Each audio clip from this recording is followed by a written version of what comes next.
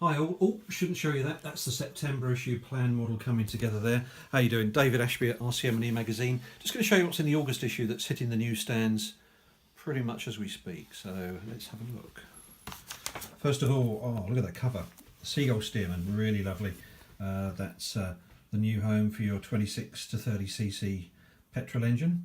It could be electrified as well, but we review that inside. Gorgeous. So just running through what's in the issue. We review that next month. The contributors, Motley Crew, what they've been up to this month, and then the usual news roundup. Love that new Futaba 16. That's lovely, isn't it? Gorgeous looking bit of kit. New products, and then got Pilot's Pictorial, your projects. Love seeing what you're up to. Some really impressive models. Particularly love the Spitfire. That's this month's winner. And then Danny Fenton, our scale columnist, has been over to Top Gun in the USA and reports from Florida, one of the world's most prestigious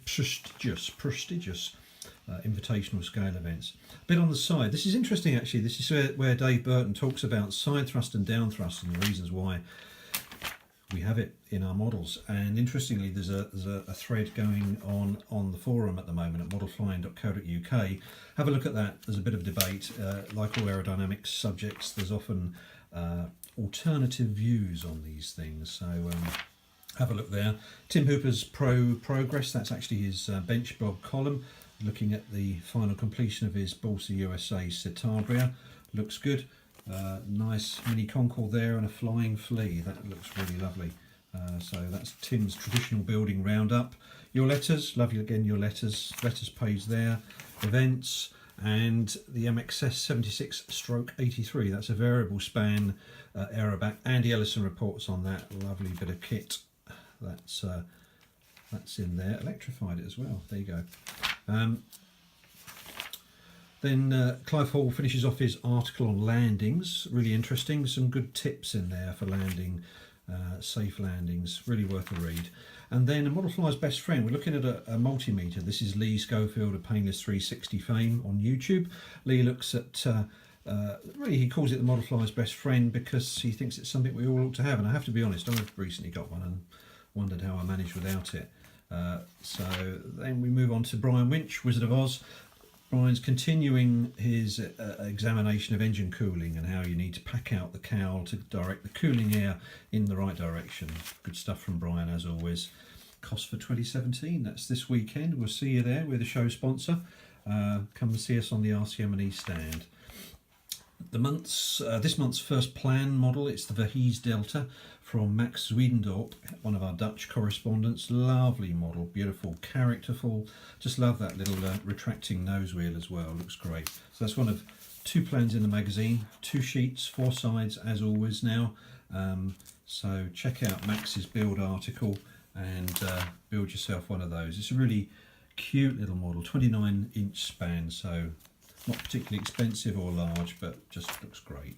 That's one of the 2 plans. Mike Freeman reviews Dynam's Primo, that looks suspiciously like a certain model from Multiplex, but nevertheless nice, very nice. But some advice as well for beginners there, and Mike really puts the manual straight as well, so check that out.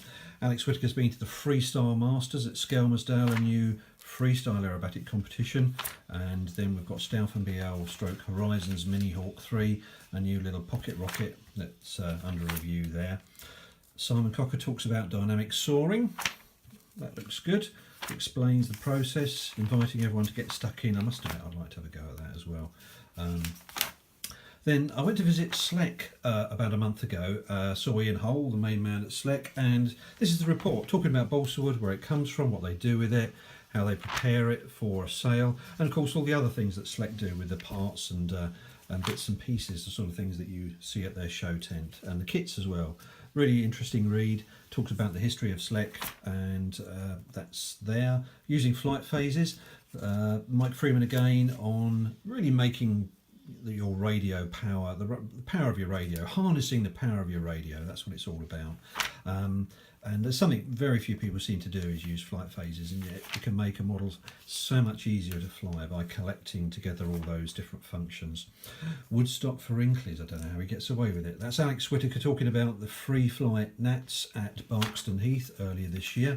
Lovely photos and report. I can't believe it's sunny, can you? That doesn't seem like Barkston to me.